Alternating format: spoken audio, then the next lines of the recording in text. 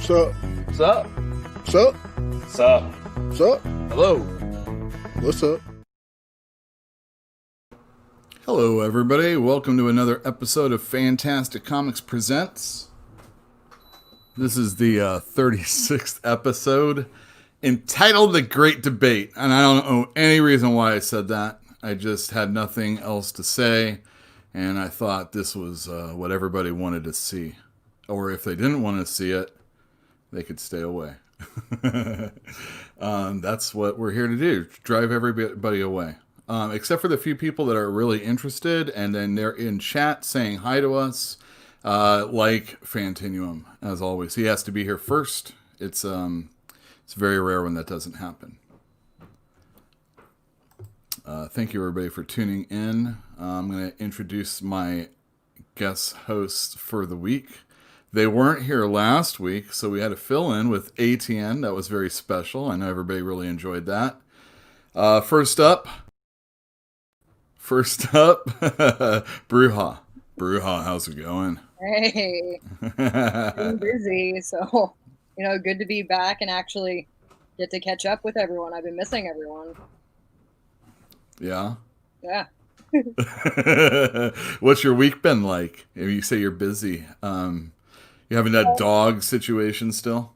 Yeah, Pablo's just getting to be a little old man, and he needs lots of attention and in and out to go potty lots. So it's just been super busy with him. Been working on my account a lot, and it's been doing pretty good. So that's been fun. That is the OnlyFans account?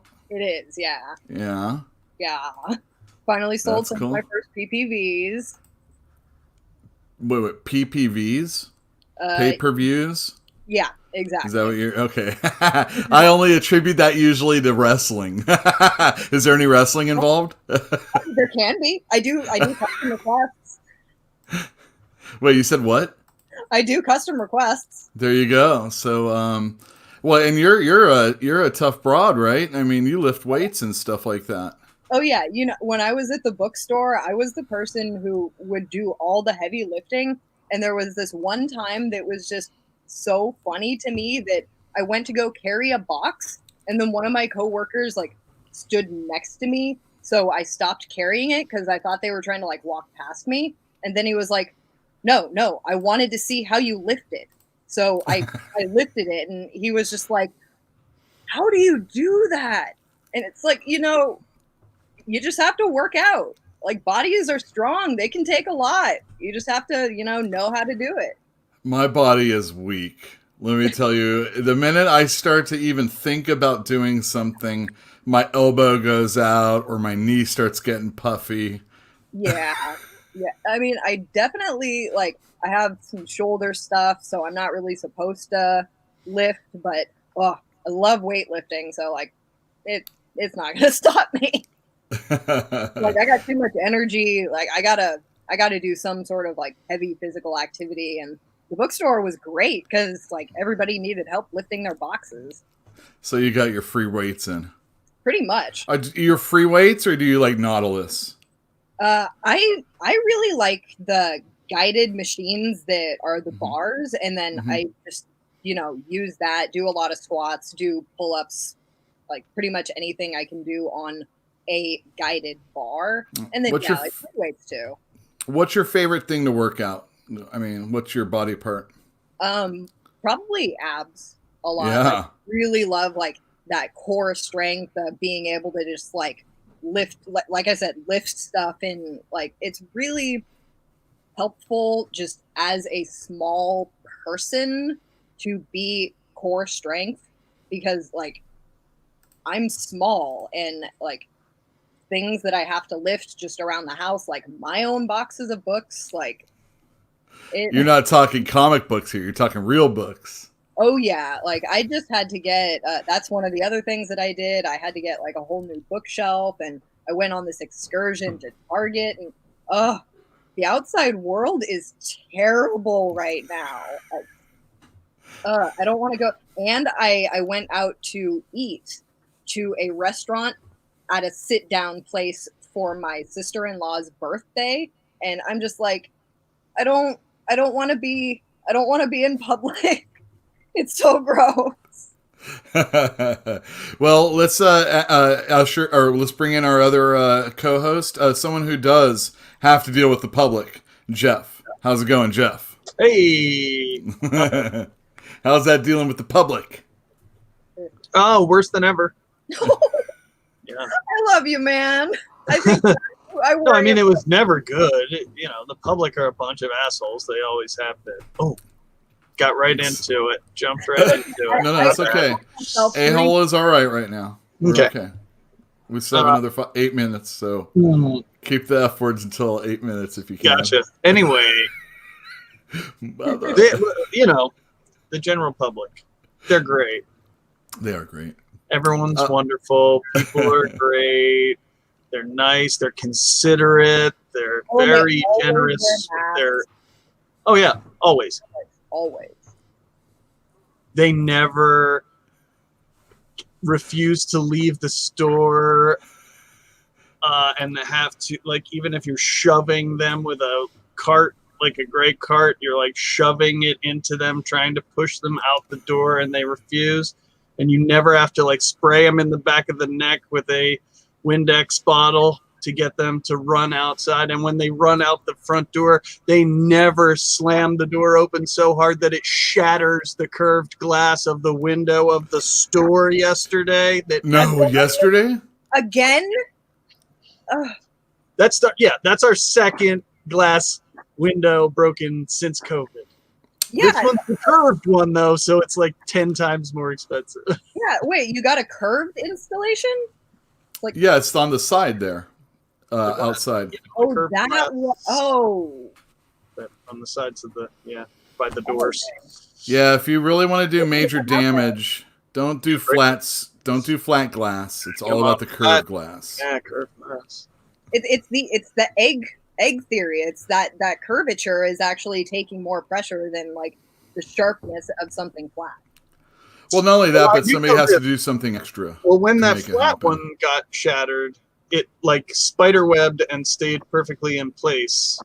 Like it turned completely white with fractures, like you couldn't even see through it. But it stayed in the window.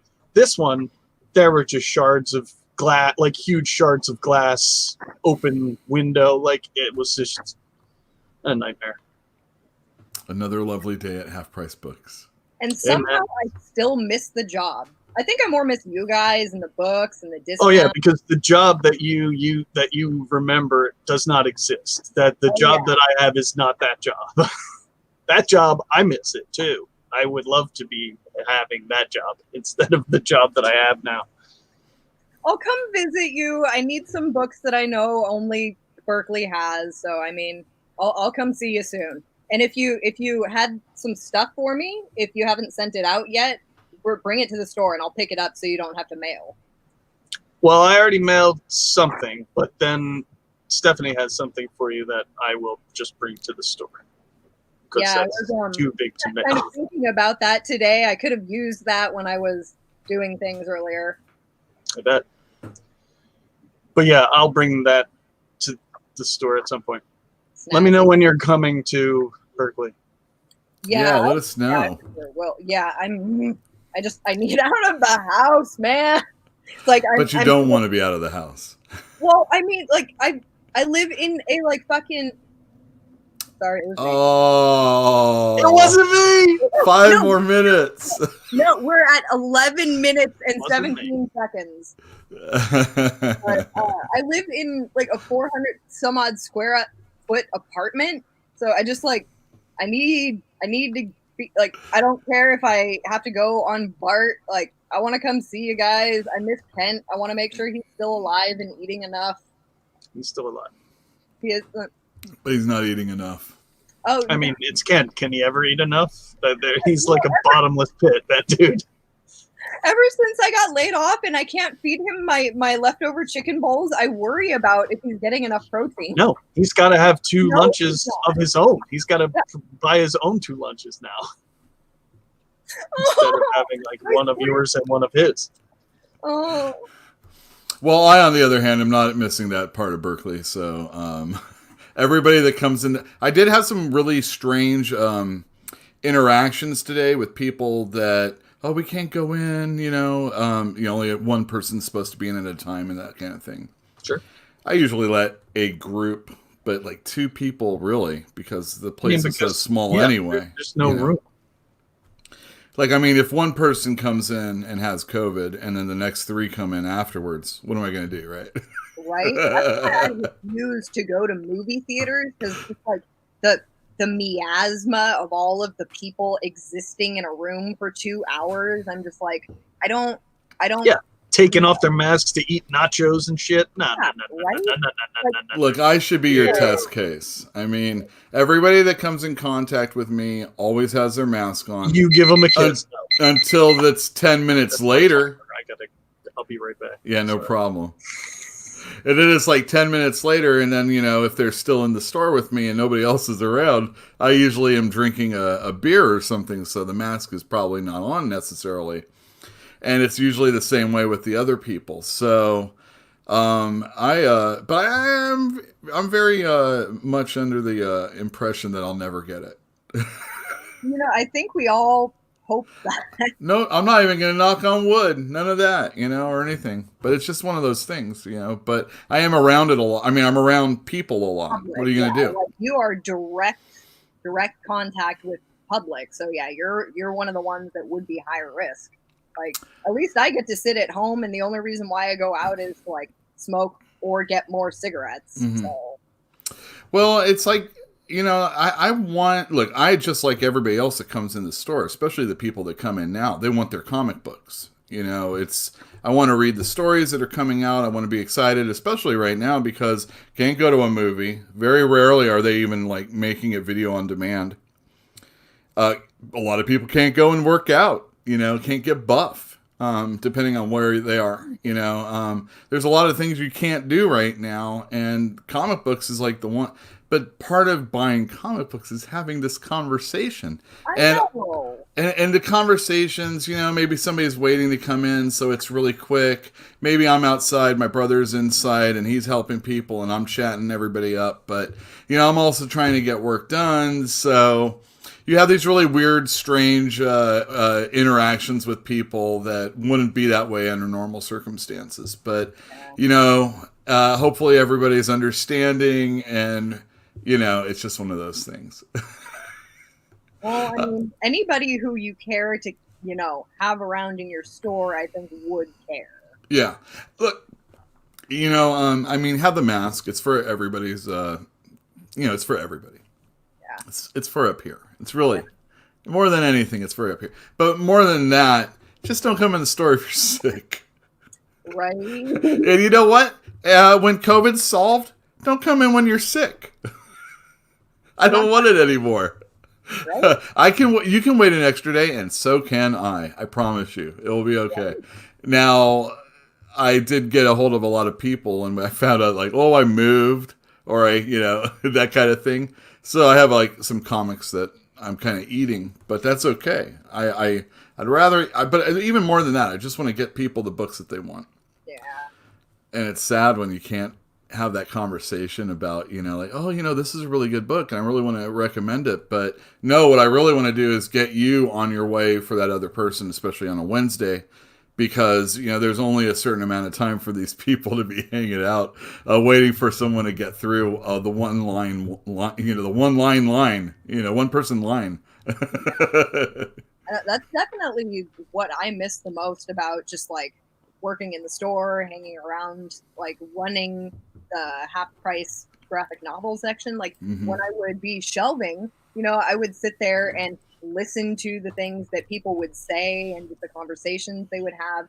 And I would learn so much about comics that I had no interest in, didn't know about, even though I'm the one that sat there and shelved it. So, like, yeah, just being around the social network of comic people, like that's an experience you can't. Like, I follow a lot of different comic blogs, and I'm in a lot of groups, and it's just not the same when you have to sit there and deal with like oodles of comments. Like when you have to sit there and actually talk to a person. Yeah. Like that's what's fun. Yeah, you like type and then you're waiting for a response, and then what you type might be misconstrued, and then you have to go through all that, and you know, or maybe they're, you know, it doesn't work the same. You know, you can see the person's face, and even if it's something you don't agree with, you're like, oh, I know how to shut this one down in person. Yeah, but see, I don't in person. I don't like say I don't say what I actually think. So like It's interesting, isn't it? if someone says a thing and I completely disagree with it in every way, and it's someone who I don't know or barely know, I'll just be like, no. Well, because that's gonna be. I'll just nod and agree and basically shut up and not say what I really think, which is you're an idiot, because I don't know how to say you're an idiot without saying. This is how you say it. You you're go. an idiot. You go like this. You go, no. Or you go, really? That's that for me. Yeah, I don't know, man. I definitely, Wait, let's say hi to everybody. Diablo Hashcraft says that I am loving the pull-ups right now. Dang. Fantinuum, he sees idiots in the gym all the time doing endless curls, and it's useless. I just want big biceps, buddy. Yeah, just masturbate. Yeah. Oh. Hey, Well, no, that's a serious workout, man. It's a good way. Just make for sure some. Evenly. Speak for Well, yourself. I mean, maybe you just need to find someone else to masturbate. My very good friend Casey Simmons says, my condolences, Jeff. I guess to your Oh. window. It's I'm all assuming. good. It's not my window. It's just my place of business. But thank you. I appreciate the condolences. I Let's thought see she what- was talking to your brother for getting to be an old ass oldie. Oh, is he in the chat? No. he's not here right Condolences, Jeffrey. now. Oh, yeah, Old condolences. son of a We bitch. say happy birthday, Oh. usually.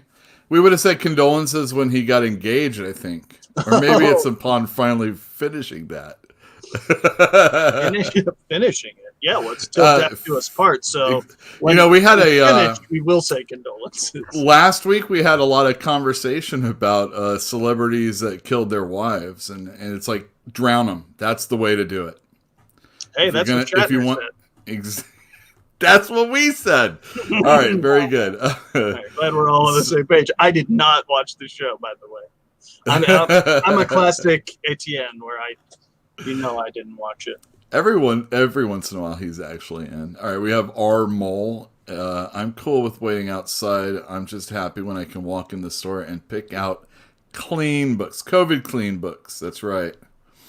And then Ruby Breaks Baseball says, Ruby is double streaming this broadcast. All right, excellent. I don't know what that means. Facebook and YouTube, I think, because that's where we stream from. Someday we'll do Instagram, maybe. Ooh, then we'll really hit the big time. But What about that'll be later. Twitch? Yeah. Oh, Twitch. It's easier to make Twitch partner, but I'm so close to 1,000 subscribers. Everybody, let me let you know right now. I'm gonna look at my We are right now at 728 subscribers. So if you know a friend or have another account, If you know 272 friends, if you know people Tell them that are all. just like, oh, I've got a Gmail account. Oh, I'm on YouTube all the time. Well, let them know that I get together with a couple of people, sometimes only one, and sometimes not these ones.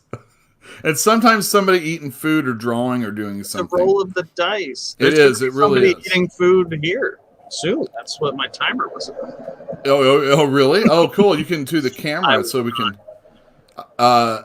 Excellent. IWK83 says hello. I like that belt. Actually, I'm not sure I like the idea of that belt over your shoulder. I'm not exactly sure I'm the biggest fan of that style of belt. I guess that's the heavyweight championship, not the universal championship, which is blue. Is he wearing a purple Macho Man I shirt? can't remember. Is that guy wearing a purple Macho Man It shirt? sure looks like one. Is he doing Yule cosplay? Because it kind of totally. looks like I know. he I is. like it. It looks like. Oh man, you're impaired too. I see. All right. So many of us walking around. Us bearded eggs out there is what people call us. in Macho Man t-shirts. In Macho Man t-shirt. Well, I mean, it is the Macho Man. A purple one, though, because I chose the purple one over all the other colors that came out. So I dig it. I dig it. Way to go. I'm your fan now. There you go. So, anybody that doesn't know, this is Fantastic Comics Presents. We do this weekly every Tuesday at 8 o'clock. I am Yule. I own the comic store Fantastic Comics in Berkeley, California. And this show is just to talk about books that are coming out, books that we read, just comics, trying to have some sort of subject or maybe no subject and just like throw our 2 cents out there and maybe see if we can fill an hour of half of time. Every once in a while, I'll play a little clip, maybe something like this. What would Batman do? I have a confession, Hank. I only like the Batman because he has the best villains. And ain't that the truth? No. I No, was. it ain't. So I was Hate the on. Joker. I was interviewed. You hate. All right. So very We've good. done this. I can't. No, it's okay. But I don't care for the Batman, actually. I mean, either. When you get right down to it. So I'm gonna put this right here. All right.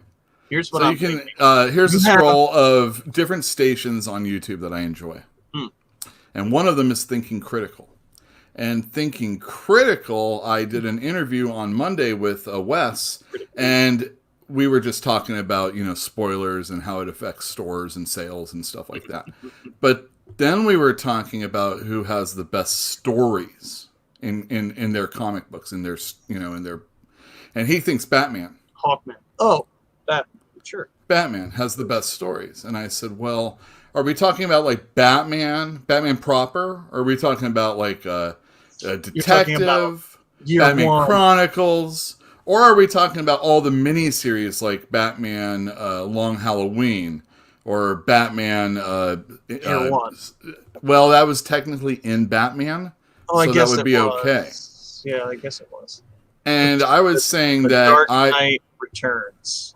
Again, not a Batman comic book, a Batman side story. Also, What Ifs wouldn't count, or Elseworlds, Gotham or by Gaslight. Gotham by Gaslight wouldn't count. And I wanted to know how many stories within Batman do you think are really worthwhile? Nightfall, baby. Well, there are people that would say Nightfall for sure. Any of the times when that French Canadian religious Batman was wielding razor sharp claws. Azrael, yes, the 90s were wonderful. Mike Manley was not. Jean-Paul- So that Jean-Paul series Belmondo. sucked. Pardon me? Is that what that character is? Well, yeah, he became Mhm. Batman for a while. Spoiler alert, when Batman got his back broke. I highly And not in recommend. the way where you can see his tits and his ass at the same time. The way where he gets snapped over someone's leg like a twig. Dude, yeah.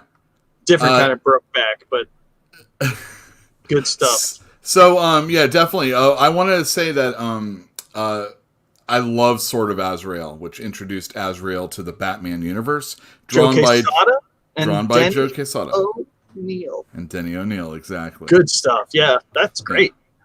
I have that I mean- trade in the store. I can actually sell it. I didn't even know that was. They're still putting money in Joey Q's pockets. Well, every mighty once white in of a while. them. Yeah, it is. Well, they brought him back and whatnot, and you just want to. I don't know how much DC is doing that these days. Right. I have yet to really do a reorder from Random House like I normally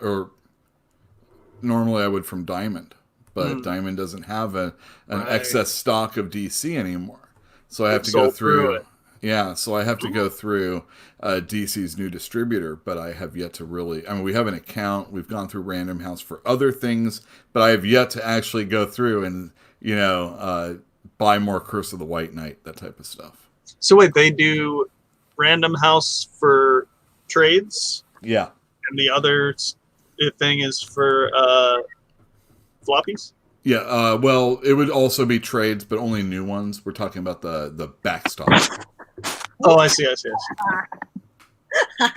Oh, what happened? We're on a roller coaster here. There was a tiny earthquake localized. I didn't feel Mhm. it here, but it was in Walnut Creek. All right, let's see. Diva's here. Oh, excellent. Black Badge. Oh, I love that series. Are we not men? Are we not men? We are. Yeah, exactly. What about Black Badge? What's Black Badge? Black Badge was a Matt Kent series from Boom about a scout troop that works covert missions for the government. They're Black Badgers. Black Badger. So there's all these other colors, right? And each one has a specialty that they have attributed to that. But the Black Badges, although they aren't the best in any one thing, they are the best overall. So that's our guys.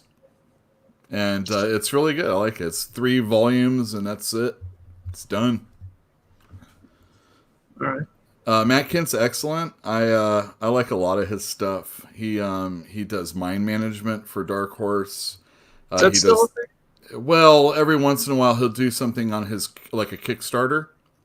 So there was like a zine. There was also a mini comic that he did. There was a record that was like those old 1970s speak and read or whatever they're called records. Sure. And it came green vinyl. And Like a floppy record that comes in a book like that? No, like a real pressed record. Oh, Like in the old days, 45.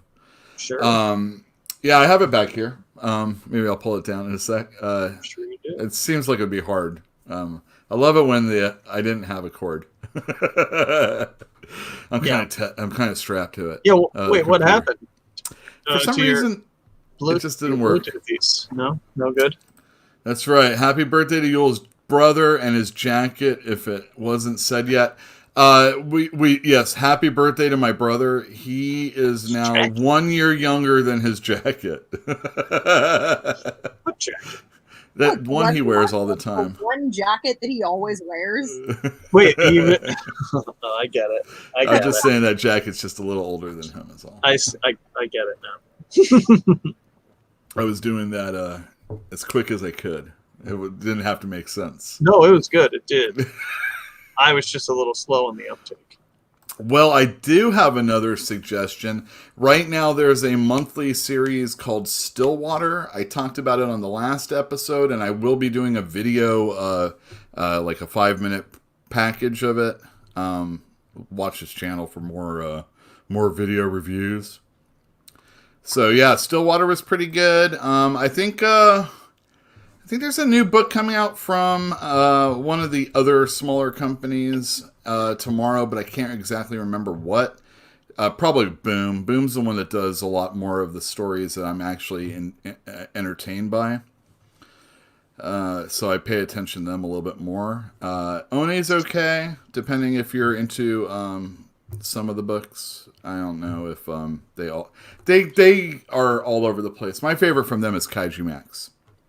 Kaiju Max is great, and it's like shows no signs of stopping. Like he's just trucking along, man. I love it. Yeah, he's clearly a labor of love. That's like, Xander Cannon. Xander Cannon, and he's doing it all pretty much. And the only thing I know that he did an indie comic. I think it had God in the title. I can't remember. Yeah, that sounds familiar. But what I remember him for, he inked top 10 Gene Ha, I guess. Yep. Wow. And then he Gene did Ha. That's pretty cool. He did that mini series too that Jill loves so much. Where with the big blue dude and his big blue sister. Oh no, she does not like that. Smacks. Smacks. That's Smacks. Jilby Pill is not a fan of Smacks. She is a fan of Top 10, but when it gets to Smacks, she is not down. yeah, I don't blame her. All written by Alan Moore. But he did. But Sander Cannon did draw that one on his own. Yeah, he did. It's pretty good, art wise. Mm-hmm. But yeah, Kaiju Max is awesome. Oni used to be my go-to spot because they had Corey Lewis, but not anymore. Man, Oni, when I was into Oni, if you can say I was, They it had had Scott Pilgrim. Andy Owens. Andy Owens, is that his name? He's that British guy that would do all the female-centric leads. Oh, And he had a style, though, of drawing that I really enjoyed. And that's not his name, though.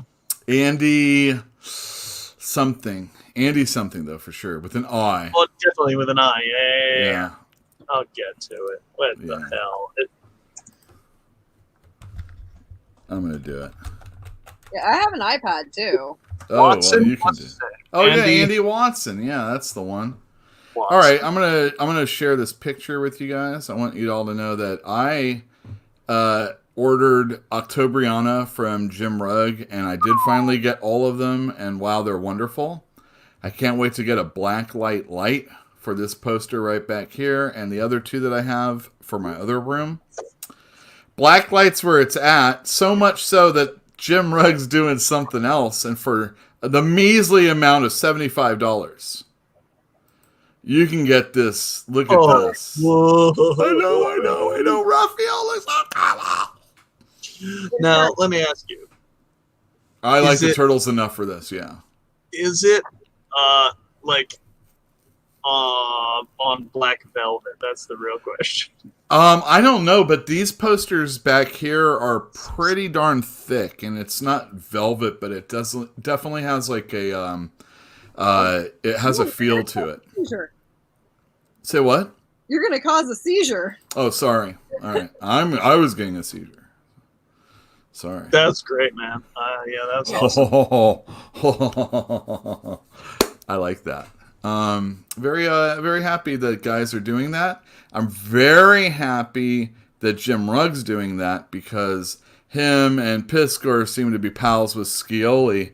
And for anybody that knows something that I've wanted for a very long time, and supposedly Joe Casey would have done it. I would have loved to have seen a number of Godland pictures done in blacklight in this style. And for anybody that's ever read Godland, Tom Scioli uses a very heavily influenced Jack Kirby style.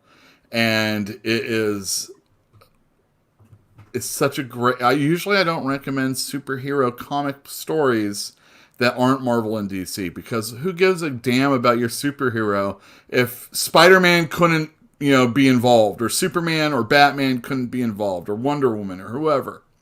You just want this belief that the universe is bigger than just the character itself. That's why Invincible is a very nice story, but ultimately it ended and it doesn't continue on.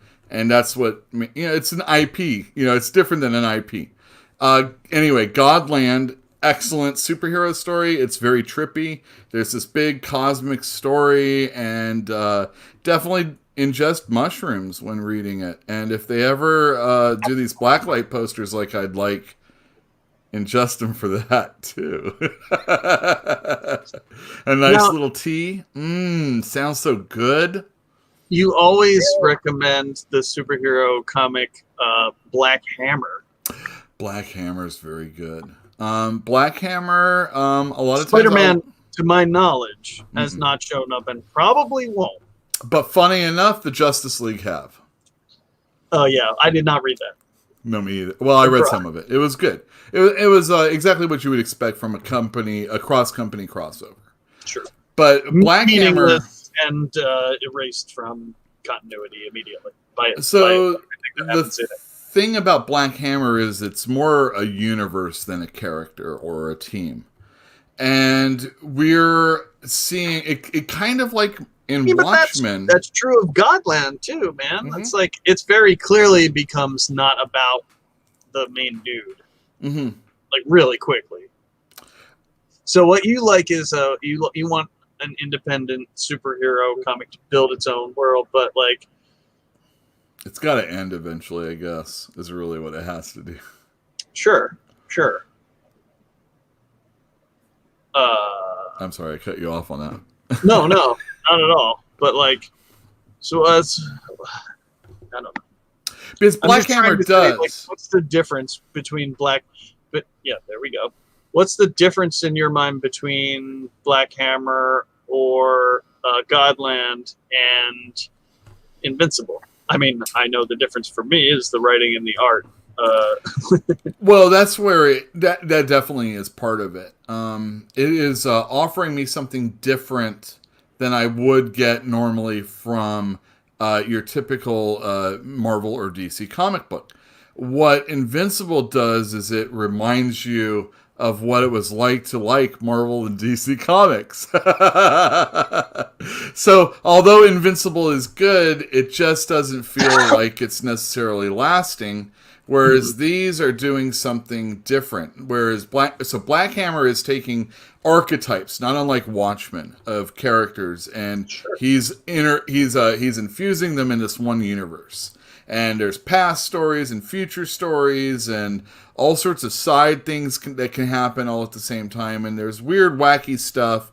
And I think it's the way that he's incorporating everything in the universe is what makes it different than when you're reading Marvel or DC comics. Where Godland is different is he's taking the family unit, which is our main character and his sisters, and it's very Fantastic Four like, not only in look but in also reading. But there is such a component, even though Joe Casey is guilty of using probably too many things that are pop cultural from the time. So it might, you got to know who Ty Pennington is, that type of thing. And so it might get a little mired in the past, but ultimately he's actually pushing it forward, and he's pushing the superhero comic in a psychedelic, crazy. It's really hard to explain. It's more a sum of the parts that make up the whole, and you don't get that in your everyday superhero comic books normally. I mean, you might for a little while, somebody might come on and do something revolutionary, but ultimately Grant Morrison's X-Men is going to get ruined by editorial. Sure. Nope, that's fair. That's definitely fair. But then somebody will come along 20 years later and start bringing all that stuff back. That's the beauty of a never-ending. Like, as long as every once in a while you have a Grant Morrison to actually inject some new ideas into the thing that can then later get brought back. Because, like, look at Dan Slott. Dan Slott brought back over his incredibly wrong.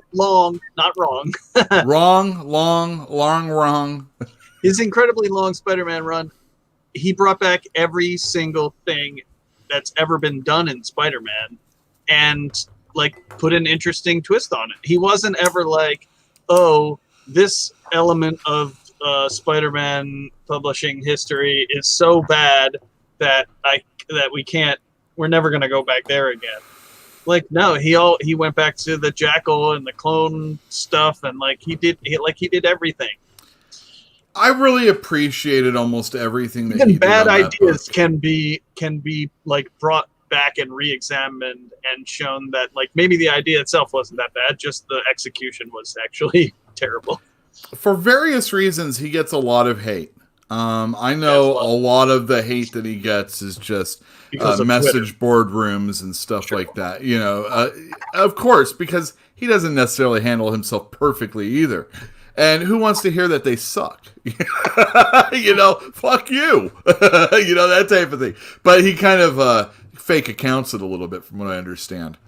So he has to make a fake account to say F you. But overall, I really enjoyed his stuff.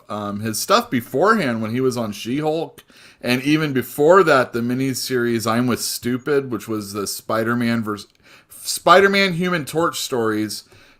He was taking individual stories of the past, and he was expanding upon them. And I think Ty Templeton was the artist. And if you can hunt that one down, I recommend it. But I would say that is a strength of his, is to take, the past and then like give it a spin and a spit polish. He should definitely be a group editor on something. Yeah, because he clearly can't, like, he has clearly struggled. Like if he has 2 books to write, forget about it. Oh yeah. 2 books can't get him done, and then on top of it, especially recently, his Iron Man and Fantastic Four. Personally, this is not what most people say. I actually enjoyed his Iron Man. It was more of a train wreck, but I actually enjoyed reading that train wreck, and the art was usually passable enough to want to read the book. So Iron Man 2020 was pretty good also, but I can understand why everybody hated it. His Fantastic Four has been, for the most part, so weak sauce that it just... He introduced a new character in the Doctor Doom side of things, and she sucked, ultimately. Actually, she didn't suck. The story that involved her was really boring and just didn't seem very Doom-like. And although there are times when, he's doing Valeria and Jonathan? Franklin Richards. Jonathan. Who's this Jonathan guy? Yeah, Franklin Richards. Angela's son. You're thinking of Who's the Boss instead of that's right. Fantastic Four. He writes, like they're trying to get their driver's license, and they're driving fantastic cars. That was cute. He does good moments like that. But overall, his Fantastic Four has been pretty lame. Whatever.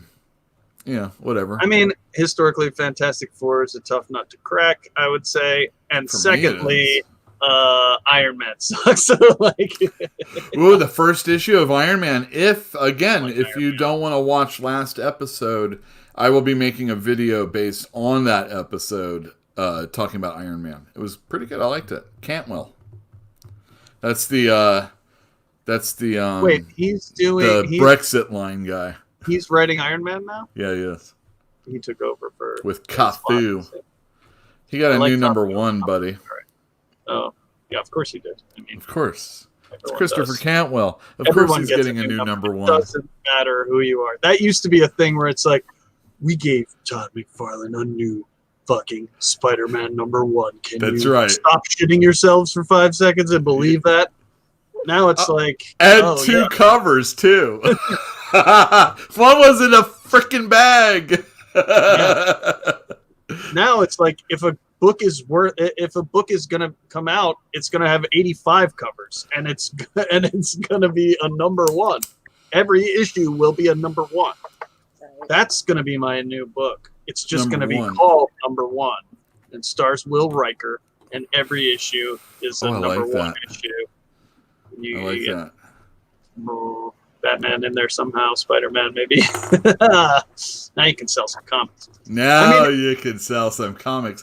It's funny, during this whole COVID time, they were talking about how, people get on Twitter, especially social media. It would be like, wouldn't it be wonderful? Like, who would you have if you could have someone do a Marvel DC crossover?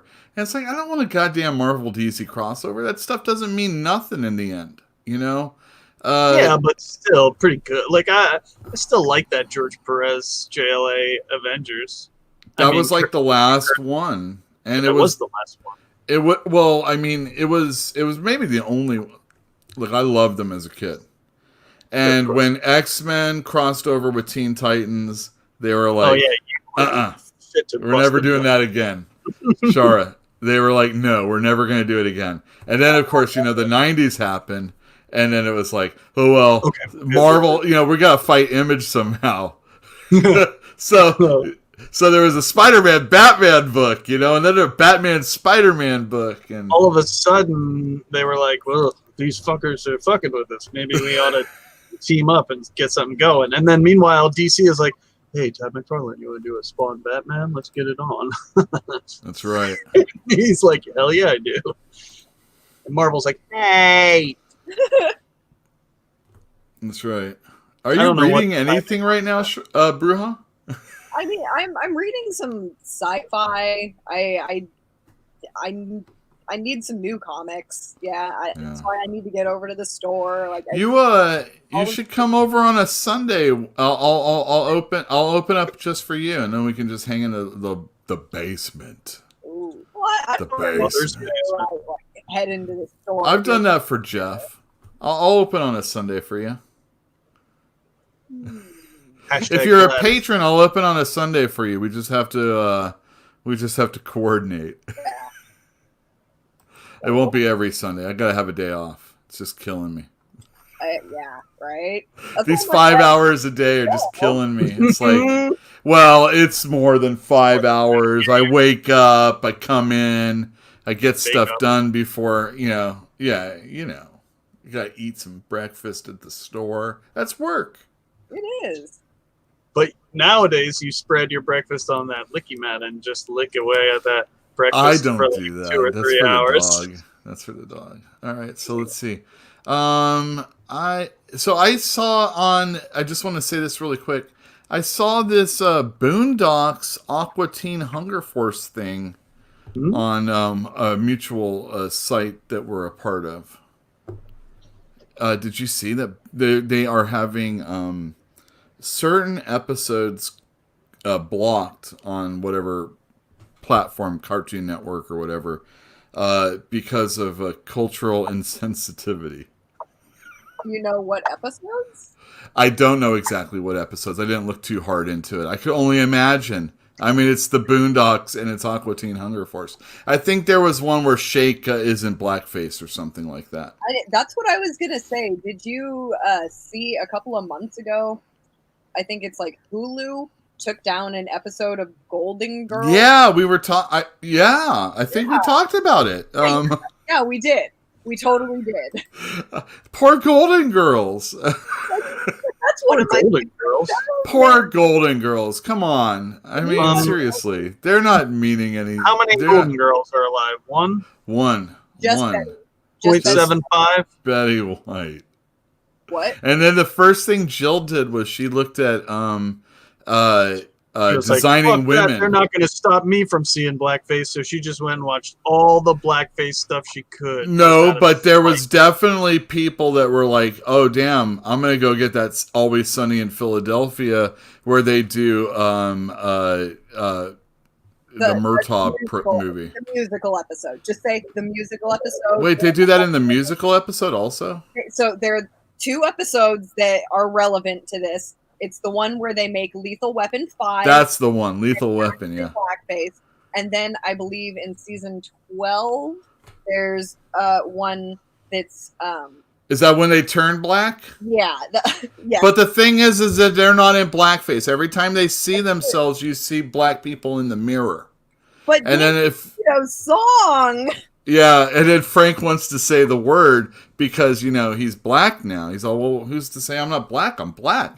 They're experiencing all the things that, well, not all the things. I mean, there's so many things that a person can experience, but the negative things that you would expect in Philadelphia, being a black person, they were starting to experiencing it. Oh shit! They got their houses blown up with a bomb Probably by actual themselves, government? actually. by the city government, because that's what happens to black people in Philadelphia. Wow, damn, that's hardcore. City. Yeah, That's all the time too. look it up. Oh yeah. Look it you're up. East Coast, Jeff. You're that's a little bit more your area. That's my area. That's right. Well, I mean, I'm no expert on Always Sunny in Philadelphia. No, I- me But either. those are pretty funny episodes. But the Lethal Weapon one is ridiculous also. Yeah.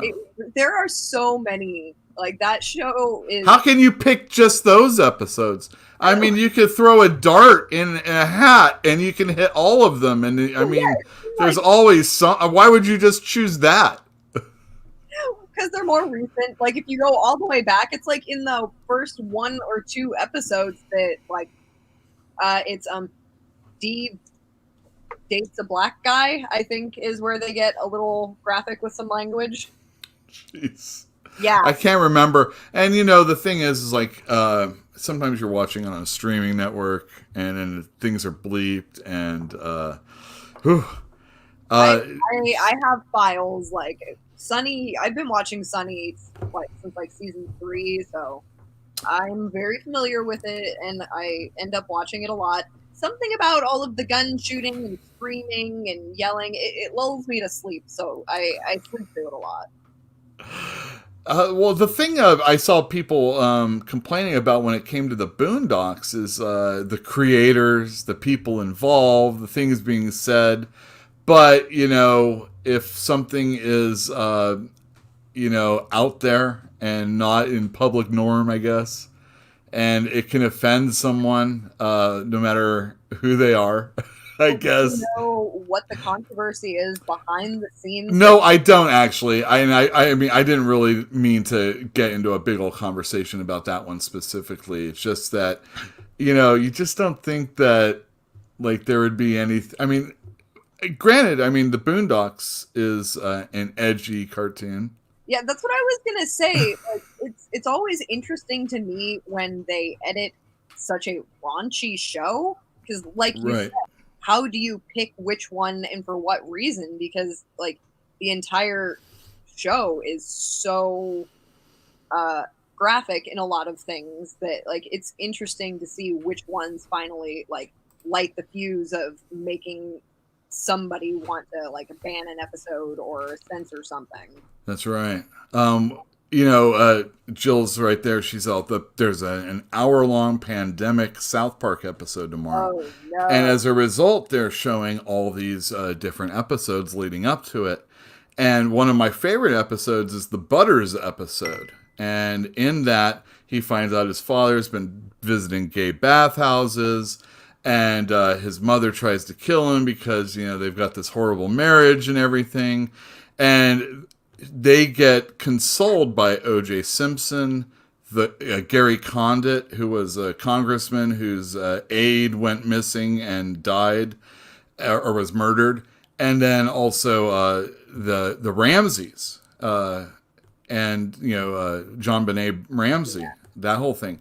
And at the end, you know, they come clean and they tell everybody what they did, because if they didn't, people would be looking at them and calling them liars and murderers. And then as they're doing that, they're flashing on OJ's face. And as they're doing that, they're flashing on the Ramsey's face. And I'm like, whew. And then, of course, there's another episode that ups the ante on that whole mess. But that's pretty edgy. I mean, if you wanted to like stop one episode, you know, why stop at one? You know, you can keep going forever. I don't know. I agree. You could keep going forever. Yeah, you really could. It just seems and what would be lost? Well, I don't know. I really appreciate it, and I always find it funny. Well, I don't always find it, but I've found it funny many a time. I was telling you about one episode, and I do think you need to see it, but I can't remember which one, so it really doesn't matter. But anyway, that is tomorrow. Today is us talking about comic books. Oh. Jeff, have you read any X-Men by any chance? I have read all of the X-Men. Oh, you did? I mean, did only that one thing came out this week? Was it a solo bolo this week? Oh, well, I wanted to get into... So I read X-Men number 12 last That's week. what I have right here. Oh, That's yeah. Right. So I didn't... There's our boy. So this is... Who is this person? It's the Summoner, grandson of Apocalypse. Grandson of Apocalypse, son of Death, is that what it was? Son of Death. The OG Death. OG Death. Apocalypse's first death, not like Not like Angel or anything like that. No.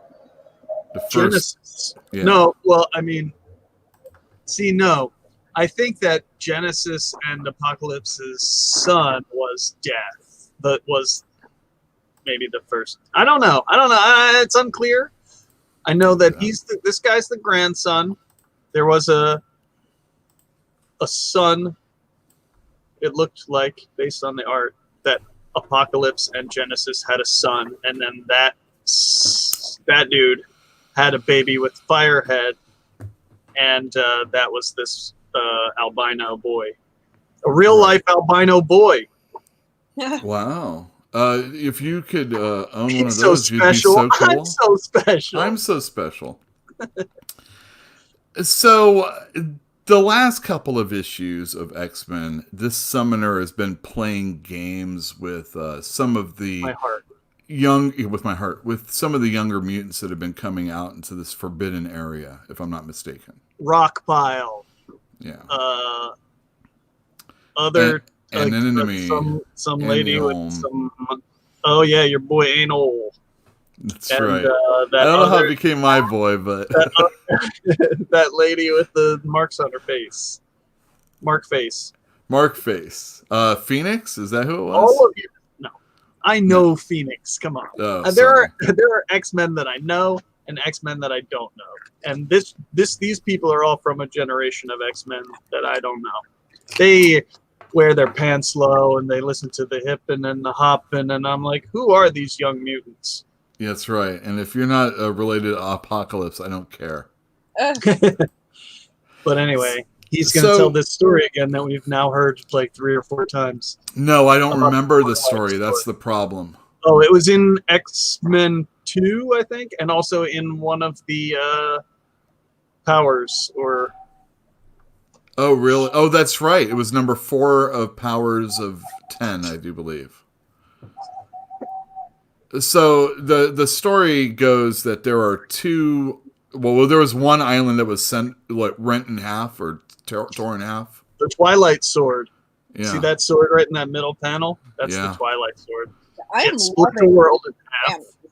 It split the world in half, and then a bunch of assholes came crawling out of the hole.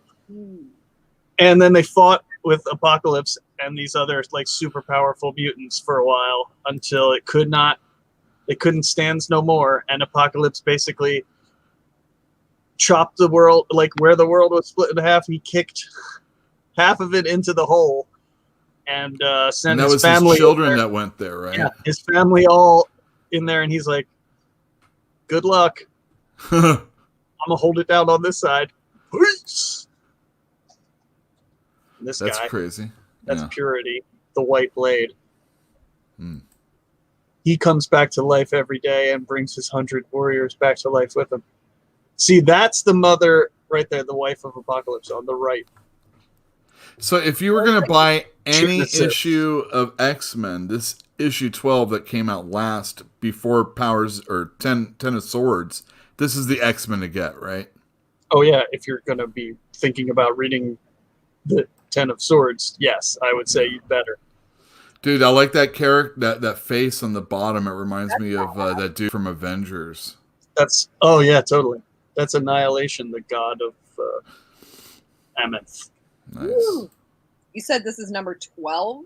Yeah, number 12. I have it on the shelf right now. So there is a trade paperback out of the first arc, 1 through 6, or Yeah, but the thing about X-Men is that they've all been single stories, and a lot of what is going on in X-Men right this minute is really only important in the last couple of issues, especially this one. Okay, so if I They set some stuff up a long time ago in I think the second issue, and they're only just getting back to that stuff now after doing a lot of. I going- assume it's because of Excalibur, and I don't have an Excalibur here, but if you could catch me up to speed on Excalibur just a little bit. I There's wish I could. Otherworld, right? Yeah, exactly. It's a bunch of stuff that I don't know nothing about. Oh, okay, so very good. I tend to kind of, I don't know. I don't want to say skim over it, but I definitely am like not as I haven't been as keyed in as I could have been to Excalibur because I hear I hate Gambit you. Mm-hmm. and Gambit ruins Rogue. Mm-hmm. I don't care about Betsy. I don't care about Captain Britain Aw. or the Captain Britain Corps or Britain at all or Avalon. I don't care about Jamie Braddock coming back to life. I don't even know who he is. I don't care about Brian. I don't care about Megan. I don't care about their kid. She's not even a mutant. She's like an alien or something. She's a fairy, I think. Yeah, Yeah. whatever. Anyway, I don't care about any of that shit. And so I'm like struggling to read it every issue because that is so much about it. And then they're like going That's so to Otherworld wordy, too. and you have to all of a sudden the whole first arc is like they have to fight Morgan Le Fay and like, oh God. I don't care about Arthur, Arthurian legend, Morgan Le Fay. This shit is all boring to me. England can go suck. Yeah, that's what America is all about. Telling England to to suck suck it. it. God. Why Well, are I we feel so like- Anglophiles? I mean, Apocalypse, come on, man. But it turns out that No, Apocalypse does not actually care about Avalon either, or Captain Britain, or any of that shit. He was just trying to use Otherworld as a bridge to this other place. is that what Ameth. this is? Ameth. This is the gate that he built in the last issue of Excalibur, where basically he called a big party of all of the externals. Remember those dudes? There was like Mhm. that guy Gideon, Are and there those Yeah. was Celine, and there was a bunch of these immortal mutants. And basically, he killed 4 of them and turned them into those big crystal pillars, and used their immortal mutant energy to create this magical gate to Otherworld. And Otherworld is like the nexus of all realities. So it acts as a bridge between where he is, Krakoa, and where he wants to be, which is whatever the world where Arako is stuck. Is And he's trying Otherworld to where get it back. is Otherworld the area that that transported like Howard the Duck to us? Is that what happened? Beats me. Is that I think that was or Weird World? Is that Otherworld? Weird World is a totally different thing, at least in the more recent Weird World Okay. comics. All right. Well, I don't know. It's just another parallel. Otherworld is like, for whatever Weird- reason, it's the magical nexus of all realities, where Mhm. all of the realities revolve around this central point, and it's this citadel in Otherworld, where this woman, Saturnine, is the queen of everything. Right. And we'll see in a And second it just that so she's happens pretty that powerful. she looks exactly like Emma Frost, so it's extremely confusing. She does, doesn't she? Yeah. I agree. So what we see here is Unis the Untouchable Who knows? and Nice. Banshee and Look at the that. Summoner. Look at Unis's fucking turtleneck, bro. It's Yeah, sick. it's classic. Sick. So they're going to go through the portal and go to Otherworld. And what are they going to do? Is there a reason for them to do that? Prepare ye the way for the coming of apocalypse. Uh-huh. Okay. And that's how this issue pretty much ends. He's like, go through the gate, get her done. All right. Wait, this is here? Oh, this shouldn't be here. All right, very good. All right. And then it basically picks up immediately in the book that just came out last week. That Yeah, X of Swords we'll look at Creation. that in just a second. Oh, man. Does any of that make any sense to you, Bruja? As someone who hasn't been reading any of these comics for the Exactly. past year and a I half, know I do remember things that are going on with Apocalypse and Krakoa. I he's a don't witch. know. Yeah, I don't know about any of the characters you're talking about, but I am like really interested in these arcs that you're talking about that lead into what is going on right now, because it does sound really interesting with these like immortal. What immortal mutants are there? Well, he's talking about the externals, but of course, every mutant is immortal right now. pretty Now, much. yes, but Oh, these are okay. the original. Krakoa. Okay, so years ago, there was this concept that this group of immortal mutants was like the next evolutionary step of mutants, and that Sam Guthrie was going to be one of them. One of the 10, right? Or is it 12? 12? I think it was 12. Oh, 12. Does that have anything to do with the like birthed Probably clone that we saw on Krakoa in House and Powers of X-10? Probably Clone of not. what? Beginning of the Hickman run. Wait, clone of what? No. Like, you know, when the mutants were being born out of the pods in Krakoa? Yeah, when they were being reborn after dying. Like, are those the immortal mutants? No, Like, I No, mean, no. they're the new version of immortality for mutants. But like Okay. back in the 90s, the X-Men were in a very famous TV show. But back in the 90s, they had those this group of mutants who were supposedly, higher than other mutants, and they were shady behind the scenes, power behind the power. And then it just got over the course of probably 10 or so years, that whole storyline got just who knows what happened to it. When You you could have follow it because it was always like dealing out little pieces of information, and then entirely new people would come over and change that into something else. Classic comic stuff, especially corporate comics in the 90s. I could never get into the 90s stuff. I know there is plenty of good 90s material, but it's just like To find plenty. find anything that I've actually liked that much out of the 90s just because of the inconsistency of things like writers and the art. And I just want to have one series where everything is freaking consistent between what's going on in this. Yeah. Yep. Well, then you're probably not talking mainstream or anything less than like Vertigo mostly, or anything more than Vertigo, I should say. Because mainstream comics just weren't really...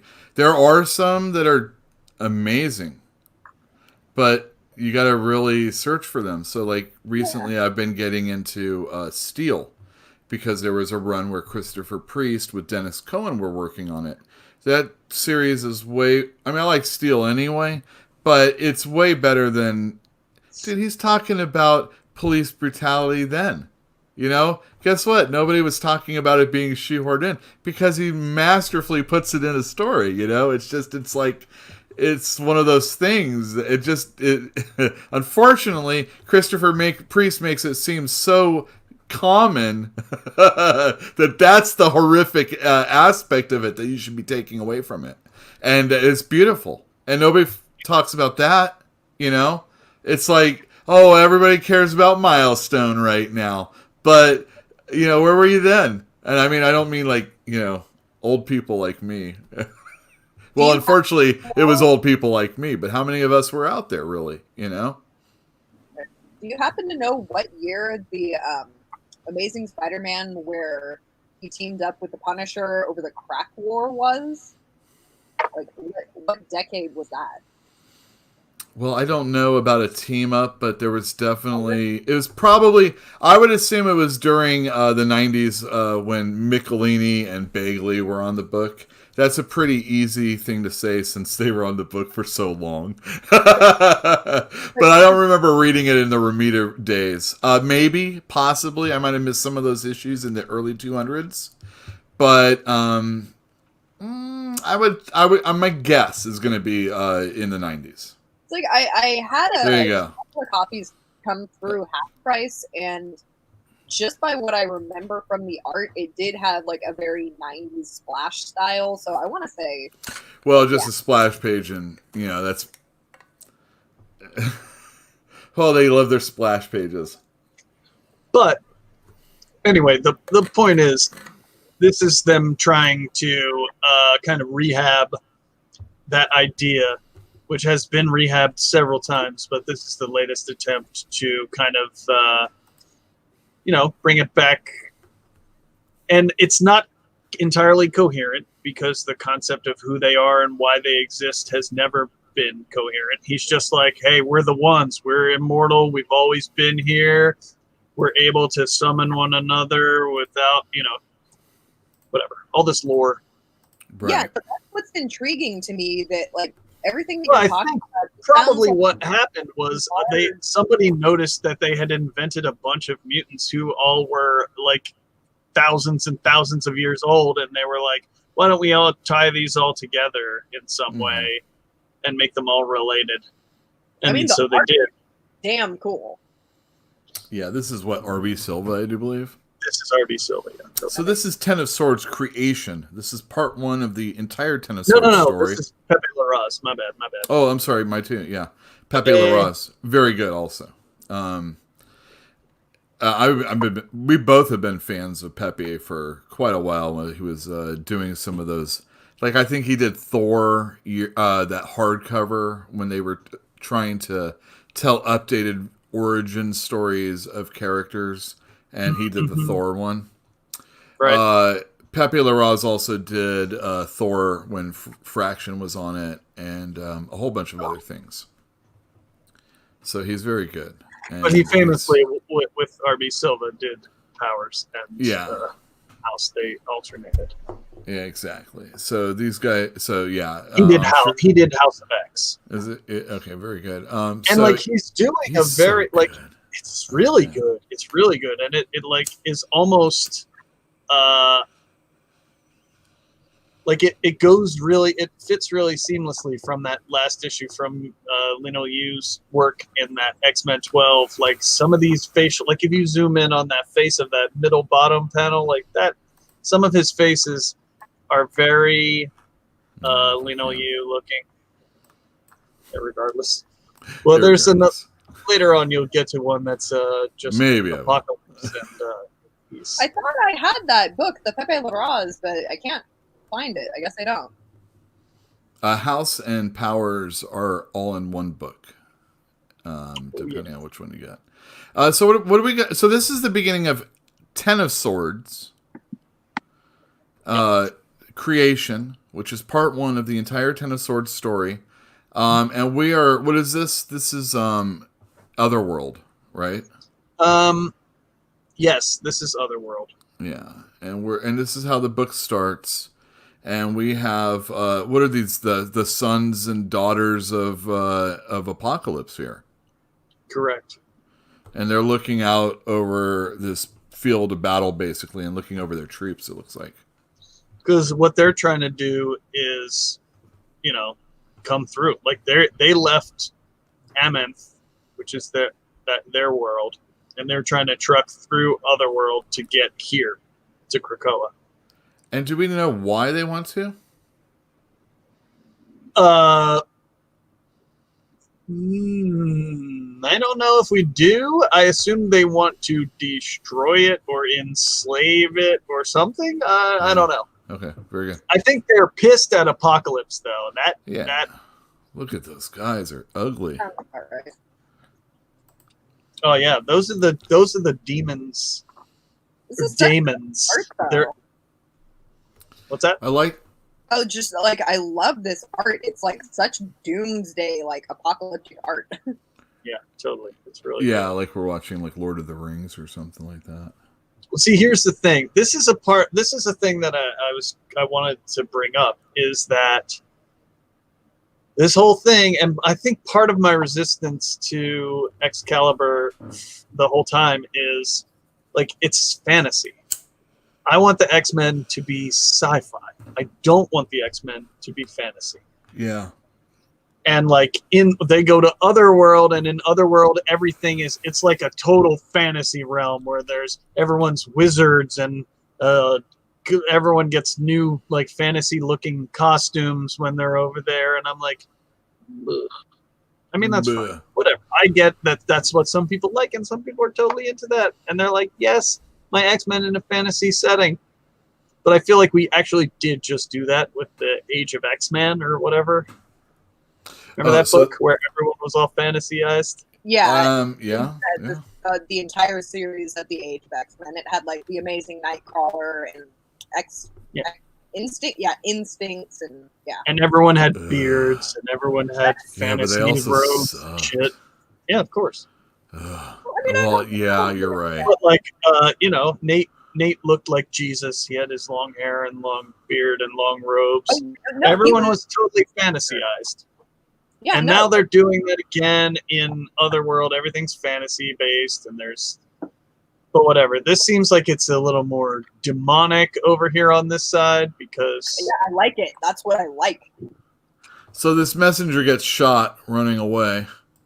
he's trying to run back because this is okay. So this is one of the kingdoms that is a vassal to this woman, Saturnine, and they're like her otherworld kingdom, which is at the center of everything. This is one of the outer kingdoms that they're coming through, and they just conquered. And they're like, "Yo, you got to tell her that we're fucked." Yeah. You mean So he's Araco trying has to fly. fallen? Right, exactly. He's trying to fly and tell them, and then he gets shot. So he can't even really get the message. Yeah, out and hardly. so she says that. So the first thing she's all, I gotta go to the cards. And for anybody that watched our House of X primer episode, we showed the video that's out there. It's also the free comic book day X-Men book that's out there. I also have them at the store. If you're interested, you can get You're it. talking about it's the X of Swords primer, not the House of X primer. Oh, jeez, yeah, whatever the hell. Oh, swords. There's too much going on with X-Men right now. Holy cow! I know exactly. It's rough because I really want to know all of it, but I'm right? going to do this. I'm going to do it piecemeal. So we will see if I can get through this without having to read everything. But Well, let me- I'll be right. I'll be there for you because I'm reading everything. all right, very good. So she goes and she looks So at make sure you're pulling me these Okay, very good. bullshit books that Yeah, I don't X usually Factor buy, tomorrow, like X dude. Factor tomorrow. Yeah, exactly. All right, so that was in the what was that? The Starlight Citadel where this whole thing is going on, and she. Well, that's where she is at. Yeah, that's exactly. that's where this dude arrives to, and Now, it's like, yo, the Starlight Citadel is hanging high above in Otherworld, right? Yeah. So Yeah, she's lording her power over everybody. Oh, yeah. Okay, Well, the very Starlight Citadel is basically the center of everything. good. All right, now who are these dudes? I can't remember. These This are fish her. dude. These are her. Well, the fish dude is a woman, but All right, the she fish has lady. fish tits. So I I don't see. know. I mean, I don't know. She doesn't actually explicitly state her gender, but I will say that she has fish tits. Anyway, Very good. The old these- fish tits here. These two people on the left, I guess, are like priestesses of hers, Oh, yeah, I believe. They look cool. And then the fish person is her number two, the who's- Minotaur. and then the Minotaur is like a wizard.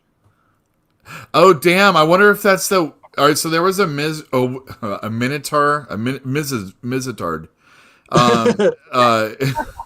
That's what they're called.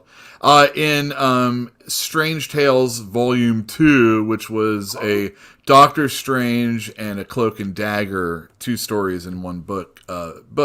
And in that, I do believe this Minotaur, I don't know if it's this one specifically, but there is a wizard Minotaur, and I'm just letting you know about Interesting. that.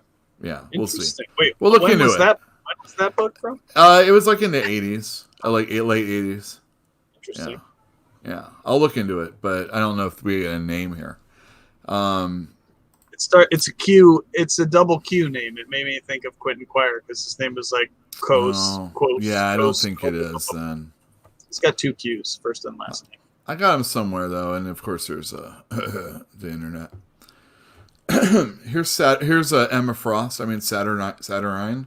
Right. Saturnine. She's sending these peeps through this gateway down here. Yeah. Oh, and So, here's like, the cards. There's the Well, at least cards. some of them. Ooh, I like cards.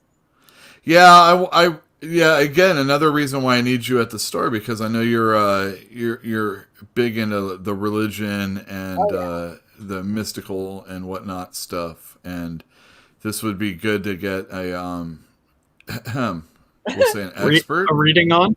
I mean, well, you went to school for religion, right, Bruja? Yeah, majored in philosophy and religious studies. Yeah, that sounds like not. Well, I That mean, sounds like a. there's plenty to it. Like, I grew up with my mom is Samir Romani, so she taught me, like, I basically grew up in spiritualism. So she taught me how to read cards and all sorts of shit, like, way young. So I've been reading. I'm also doing Topless Tarot Tuesdays. So. What? Oh, it was the 3T right there. Jeff, do you not know I have an OnlyFans? No, I did, but I didn't know. I know. But Tuesday, today Dude, is she Tuesday. has Like, it's Tuesday she right has now. it unlocked now. Yeah, I hope you have every day mapped out. I'm getting there. We'll work on it later. Just remember the teaser video is important. Oh, yeah. I'm All right, now here we are on Krakoa, right? Is that Araco Point? Yeah, this is Araco Point is the place where, if you remember back in X-Men number 2, when Araco and the Summoner first showed up, it was this little piece of Araco that he came floating up on. Yeah. And then they joined up. The two islands joined up, and that's where Apocalypse built the gate. Is at Araco Point, which is the new piece of Krakoa, basically. And So- what's happening here is go for the it. Summoner is coming back. And the Summoner is not coming back alone. The Summoner is coming back with this crazy creature, right? Oh, Well, shit. he summons shit. That's kind of what he does. He summons demons and can control them, and so this is his mount. Oh, damn. I didn't even realize that. Of course, there's no fight. But Banshee looks like he looks dead. He's fucked up. Oh, he's dying. Done. Yeah. So we don't want to spoil anything, so look at what I I'm was gonna putting say, first. that zombie-looking thing was Banshee? Wait, what? Well, I mean, Banshee originally was a zombie, but I Well, think he was he's been cured of that. Yeah, He looks well, good. last I time mean, saw him, he did not look that bad. no. Yeah, Well, no. The last time we saw him was at the beginning of X-Men number 12, when him and Unis and Summoner went into that gate. yeah, and he they was look looking fine. fine at that point. But then Yeah. something happened over there that made him get like this. And we'll find out about that in a second. Here we have this like whole council thing. I really enjoyed. That's such a great shot. I love the table, Mhm. the Quiet Council's table, and I love like the giant Krakoa face and little Doug up there. Like, I love that whole tableau. It's really good. Yeah, and the thing that Doug's doing is he's communicating with Krakoa. So, because they're having like this big old conversation about this gate, and everybody's like, we should close this gate if these assholes are on the other side. And of course, Apocalypse doesn't want that to happen, right? What I like is that they actually bring up a thing that when I read that last book, or those last couple books, I was like, Apocalypse is really just like well out on his own here without like bringing any of this to the table, like saying, oh, by the way, Right. I'm going to start opening gates so that I can engage in this interdimensional war. And I hope that y'all will join me, because I'm going to open the gate and everybody's going to be able to come right here to the island. And so, like, Magneto and these dudes are like, that's actually not super cool to do. we wish you wouldn't do stuff like that. And he's like, well, tough shit. Yeah. And then Krakoa is like, Go for it. actually, I'm fine with it. And in fact, we ain't closing nothing. This gate is open. Yeah. Krakoa is like, just let you know that even though we're all, on Bloody the same side, you are here at my, my discretion, basically. Yeah, It's you serve because at my of me. pleasure. Yeah. So they get a team together to I go am the back house. and get Unis, who's been left behind. Right? Mm-hmm. Yeah. And these are the people that we get. We got Alex, which is Havoc, right? What happens is he says, they're like, yeah, obviously this has to happen or whatever, but we don't condone it. Like Magneto and Charles are like, this is not cool. You're doing this against our wishes. And so we're not going to make anyone go with you. We're not going to like make this a Krakoan mission, an official Krakoan mission. So you're going to have to like round up your posse and do it on your own. Didn't Scott want to go though? Mm-hmm.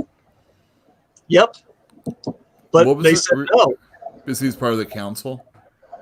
Well, because he's like the captain. He's not on the council, no. I see. He's the captain of captains or whatever. So he's like the head of the Krakoan military, essentially. So he could not go because it's a non-official mission or whatever. So he sent his baby bro. Not baby bro, middle bro. Yeah, well, they're all babies to him, I guess. Oh, yeah? Are they all? Well, I guess it just depends. Well, I mean, how you look at it. Vulcan's got his own problems. Vulcan's like a new addition, and just because he is maybe youngest doesn't necessarily mean he's accepted that. Also, he is the only one of the three of them who has been the emperor of an intergalactic empire.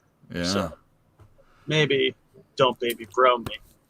So I don't have any more pages to show anybody, but suffice it to say, when they go on in and try and rescue Unis, things don't go quite the way it's supposed to go, correct? Correct. I really like the part where Apocalypse is turning to Angel, and Angel is wearing his Apocalypse Archangel look. Yeah, Dark Angel, exactly. The blue and just metal, and he's all. Apocalypse is like, I'm really happy that you chose this image. Yeah, he's all. I'm really glad you're embracing it right now. And Angel's like, is there any way you could like make this like even worse situation? I forget what exactly he says, but he's basically like, look, all of these other people are here to help you, but I'm here to shut you the fuck down when this turns out to be something terrible, which I know it is going to be. That's basically what Angel is saying. He's like, I got my eye on you, and so, just let it be known that there's somebody watching out for you. Yeah. And he's like, don't you have any regrets of all the shitty things you've done over the millennia? And then he has to, say, yeah, I've left my kids here in this hellscape and escaped to Earth. So I do regret that. But why would you want to escape to here? Because that other place was teeming with demons who were constantly attacking everything. But we have COVID. Not back then. This was like pre-Egyptian times. They didn't have. I mean, maybe. And they had like locusts and stuff like that. Right? Oh yeah, they had locusts for sure. All right, I want to show everybody this one last thing. Let me do this. I like not showing my face while I'm showing things. Okay. It's nice to have the focus. Yeah, exactly. So the Immortal She-Hulk came out last week. That looks nice. I actually, so this is the regular series penciler of Immortal Hulk. He does not do the art on the inside, but Al Ewing, the writer of that series, does, and John Davis Hunt is the illustrator, and for the most part, I think he does a pretty good job. He's good. I like him. Yeah. Was he the one that did Wildstorm or the Michael Cray?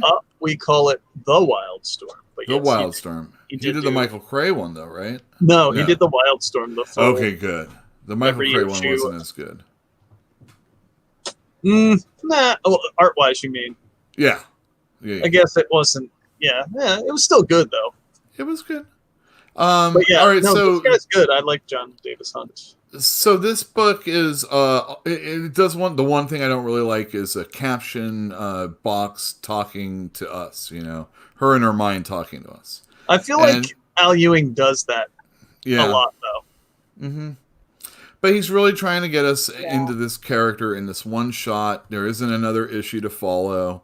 And the concept here, and I really do like this, and I'll tell you why afterwards. But here we are following 3 deaths that Jennifer Walters has suffered. And the first one was when she was a victim of a mob hit because she was a lawyer. And and then she had to get a transfusion from her cousin, who just happened to be hanging out in LA at that moment after a Hulk rage, and here she is entering this door, which we've seen as imagery in Immortal Hulk already. The Hulk door. The Hulk door, exactly. And here she is dying a second time, and this interspersed throughout the book, so it's not just one right after the other. Thanos kills her.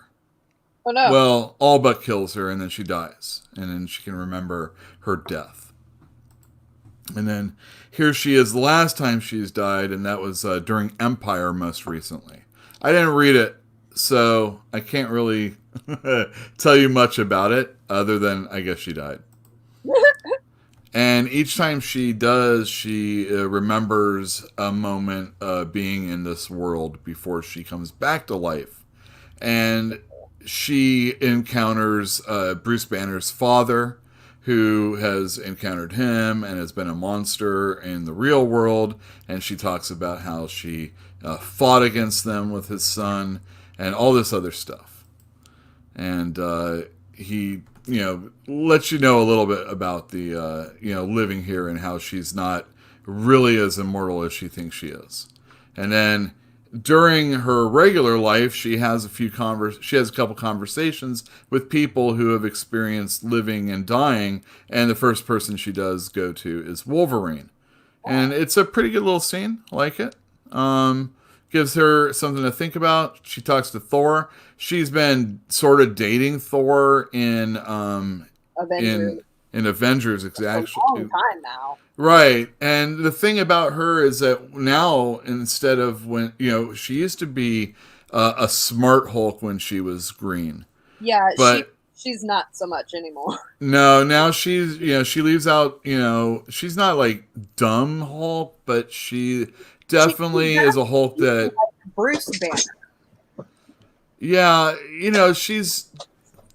she thinks like Jennifer Walters in the Hulk body, but she doesn't let it out, and it comes across as, very, very animalistic, I guess. Bestial, if you will. Yeah. How you like that? I will. Thor talks about killing Galactus, which happened in one of the most recent issues of Thor. I just wanted to include that. He talks about how an immortal can die, that Galactus is immortal, and someday I'm an immortal, I will die also. So you can think about how you're immortal, but it isn't, until it is, when it ends, you're not immortal anymore. So it really doesn't matter.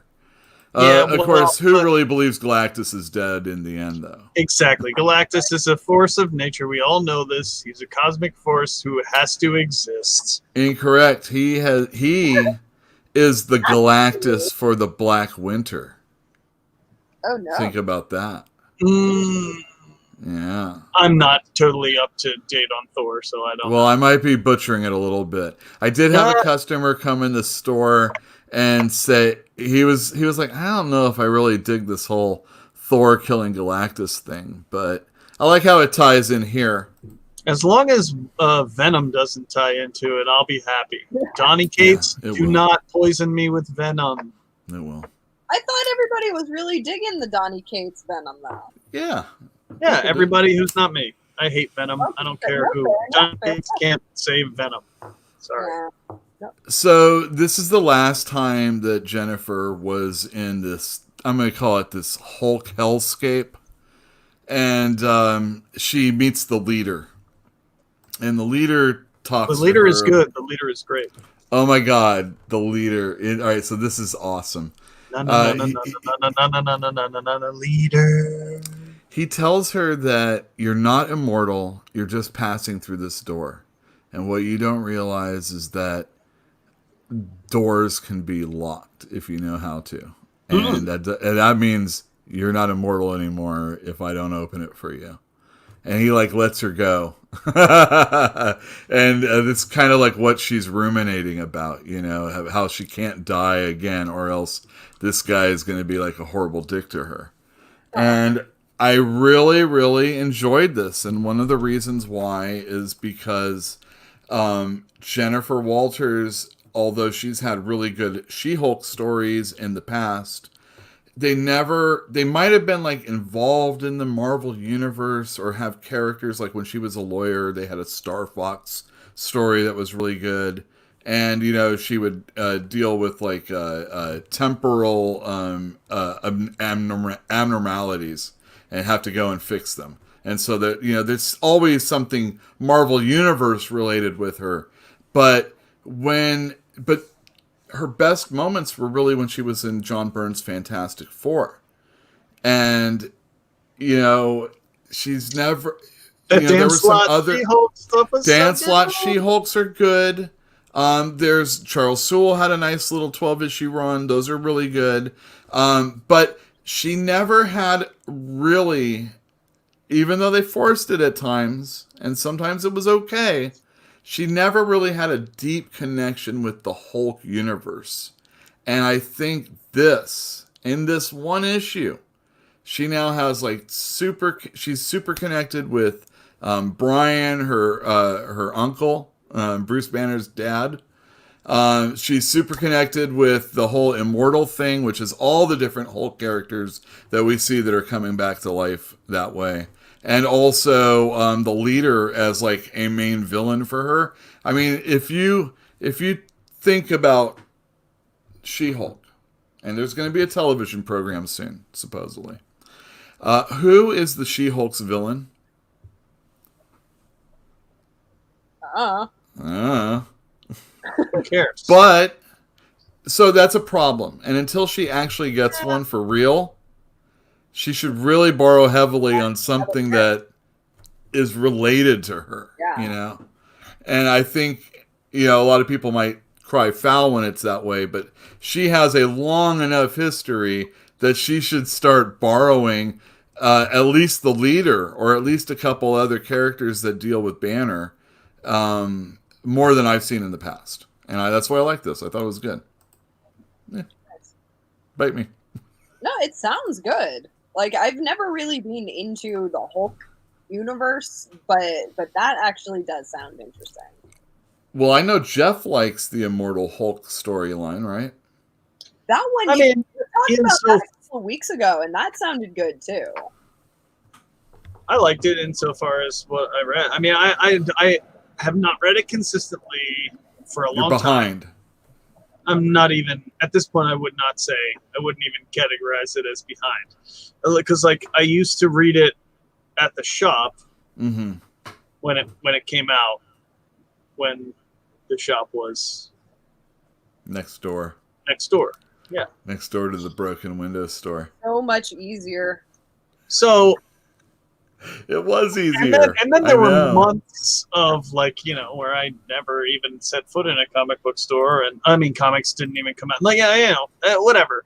A million reasons why I stopped reading it, and then it got to the point where you couldn't just like pop in and know what the fuck was going on because the storyline is so crazy. Like, there's so much crazy stuff, and he's been building it for all of these. Like, what? It's been going on for like 2 years now, right? Yeah. Yeah. This book, at least, and like you know, he's building all of this mythology that is kind of brand new, even though it's bringing in a lot of stuff from the past. He's also kind of recontextualizing it. That seems to be the way of comic books right now, kind of like Donny Cates. It's like, I'm not really adding to the universe, but I'm tweaking things. You know, I'm taking all of these elements and I'm putting them in a future character. And he's like drawing connections between things that weren't necessarily. It's like the externals thing, where it's like You see these things that exist, and you're like, oh, actually, there is a kind of connection between them that I could make more specific, First appearance of the externals is X-Force number... What do you think? 4, 5, Four? 3? I can't remember. Wherever Gideon is. First one of those appearance of early Gideon. Gideon, Yeah. you gotta love him. He's a dude with he's got essentially his arms look like like Colossus arms, like they got banded metal, except it's gold, and it's just his arms, starting like right here, from here down, gold metal arms, and he's got a green like Kender top knot thing going on. He looks like Tasselhoff barefoot, but with green hair. Tasselhoff. Does anybody in the chat know what that means? Don't look it up. It doesn't matter. It's not worth it. Don't look it up. Don't look it up. Just yes, no. You gotta go free. I'm gonna give you a I'll hint. give you a Mormons. free Okay. Tracy Hickman signed copy of. No, I'm just kidding. Really? I have a somewhere back here. I have a leather version of the first 3. Leather, Yeah, it was expensive. red and leather, then yellow leather. Red it's like leather, yellow brown leather. or something. I don't know. It's just anyway. Dragonlance Chronicles, everybody. The other ones was just like a paperback, unfortunately. Of the compendium of the tale. Yeah, What was it's Tales? the Was that compendium second thing. Yeah. Legacy. Race The one of where the they go Year? back in time. The Test second of the one, is the Twins, one where all that stuff. Yeah. they go back in time. Oh, that one's hot. Oh my cause the god. cataclysm. Oops, we caused the cataclysm. Yeah, we did. Oops. Do you even know what we're talking about, Bruja? I mean, This- yeah, a little bit. This Why is real would they? history. But like I've been locked down for 6 months and I've missed so much. So like the Yeah, only don't context- worry. You would have had to have been locked down for 40 years to miss this, because Do this you- stuff that we're talking about is ancient. Dragonlance is, Okay, my context for Dragonlance is when I was shelving the paperbacks. I yeah, know there are a ton of them. yeah. There are comics, and I think it's a board game, No, and that's about it. That's Okay. Tabletop role playing game. Infernal World. I have no idea what anything is. I That's fine. think that this type of writing And needs again, a better. Nothing was lost. You could know nothing about it, and you will be missing nothing. It It's seems the thing that like people that read what's the one that ATN loves? Elf World. It's called crap. That's what they read. Okay, if you read that, it's because you like reading crap. It's okay. It's the best crap you can read. Is it? Yes. Okay. All right. So I would like to say this about Dragonlance, especially Dragonlance as a writing, as a work of art, if you will. It gets lumped into the sci-fi fantasy category, Yeah. and I don't really think that that's fair. Really? I think that there needs to be a new category with RPG on it. So like sci-fi fantasy or fantasy RPG. Something that relates that I am telling a story with the understanding that there is a game system involved with it. Because, some of the limitations is the fact that it's a PG-13 book. Also that, everything always has to be so very battle driven in a TSR WotC book. But Dragonlance is actually better at doing some of the other stuff that you would expect from a better novel, okay, of a sci-fi fantasy vein. Okay. And because we judge it with those other things in mind, it's crap. It's crap, I tell you. Like when I was doing the paperbacks and I was running that, the shelf was sci-fi fantasy media tie-in, and Yeah. it was everything from Warhammer, Pathfinder, the Halo books, Star Wars, Star Trek. Yeah, you can't judge those against like an Asimov book. That's not fair to them. No, You gotta that's tell the why best that's start- why they're in a separate section. because Well, you're right. That's true. You're Why right. not the same- But when we're judging them as, like maybe there should be a completely separate section for ones that are more interactive in the sense that they are based on games, like separating the ones that are just like the fanfic, like, or not the fanfic, like there are the Buffy novels and stuff too that go there. So maybe separate, like the Buffy and the Star Wars novels that are more based on like a visual concept, something you're just watching, versus like the video game based ones like Halo and the board game ones like Warhammer or Pathfinder. Like They maybe all that go under the same section, which is multimedia cash grab. should there be That's a true. separation between them, because there is a different capability of the interaction with the world. well, they love giving all sorts of new awards. They love making new awards for anything. So why not that, right? See? I mean, know. let's let's bring it back to what's actually put on the paper, maybe a little bit. Right. It's like, I'm sure Jeff remembers when I was running any section, I loved making the sections more concise and smaller and more specific, and like the management hated it, but I would totally make like a different shelf between like TV tie-in and game tie-in in the media. I see. Bruja, until you own your own store, you do it this Shrink way. it down to half of whatever is there, and just call it crap, because See, no that's one's Crap. no one why I ever like buys it. doing that, because you shelved less.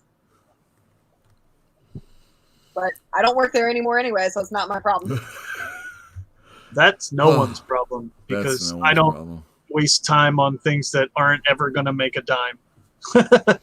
Right? So, we don't have time. I don't have time or people to like Yeah, the waste media on tie-in- things like magazines or comics or Star Wars paperbacks. Aw.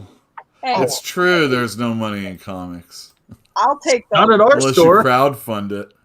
At least the Not Star our Wars store for sure. At least the Star Wars. What? no. So I have like an entire shelf and a half of nothing but the Star Wars paperbacks. All right, let me do this. All right, everybody. Before we say goodbye, Bye. I would love. Oh, I would encourage you, if you're able to, come to Berkeley. Check out Fantastic Comics. We're a very, very small store, and even if it wasn't a COVID situation, there would only be 2 or 3 people max in the store anyway, including me. So, it's pretty friendly. We have plenty of time to have a conversation. We're open 12 to 5, Tuesday through Saturday. You can see all this information about all the stuff that we have going on and ways to contact us. Scrolling. I think there's a phone number there. Oh, yeah, there's a phone number. Oh, what's that there is? There is. What do you know? Maybe come on in. If you come in tomorrow and tell my brother happy birthday, you can get one of the X of Swords variant covers that we have for half off. Only Ooh. one, though. He doesn't Who know are the this, artists on these? Who are the I'm going to get you the, it will be the design cover. So it's probably Pepe Larraz, but it's like Apocalypse, and then you see a sword and some other crap. But it's like, it's not just, they weren't all available. So if you come in and wish my brother a happy or a belatedly happy birthday, you can get that for half off. Tomorrow only, 12 to 5. No phone calls. Can you hold this one for me if I come in tomorrow or the next day and say it? I'll You just gotta text come him. in tomorrow. I'll do Text him tomorrow. happy birthday right If now. you have his text, I'll give you that. If you text him that. But no Facebook, that doesn't count. No Twitter, no Instagram. You gotta come in and say happy birthday, or at least belatedly happy birthday to my brother tomorrow, Wednesday, Hey. the 30th. You better have And the secret. you can get this cover that I haven't even put out for anybody of Ten of Swords for half off tomorrow only. Truly covered already. And you should check out some of the other books that we talked about. I still have X-Men number 12. whew, there's a lot of lore in there. How much do you think of that is going to last after Hickman's gone? Please. None of it is what you're telling me. Not much. I mean, at the end of this, they're definitely getting rid of the whole resurrection thing, right? And the 5. Like, also, what happens if one of the 5 dies? Then that's it, right? There's no more resurrecting. No, but Xavier died, right? What? He's not one of them. Oh, he's not. Oh, one of the 5 that bring people together. So, I can't remember who all the people are, but Egg, Proteus, Gold Balls. I still Egg. get Gold Balls. Egg. I'm sorry. Yeah, fine. Egg. This is the one thing that I hate Hickman for. Like, he promised me that he would make Gold Balls cool, and he delivered, but then he giveth with one hand and taketh with the other, because now he's named Egg. Fuck that. Egg? Egg. Come and on. you know what? Stop calling him Apocalypse also. Oh, you're right. It's unpronounceable Krakoan. Oh, I just letter thought A. it was A. Yeah, Oh, yeah, you would think Krakoan so A. because you're a stupid flat scan. You don't know Well, what. of course. I've always wanted to be a mutie. I would probably have been one of those people that did those modifications in the Grant Morrison time. A bad guy.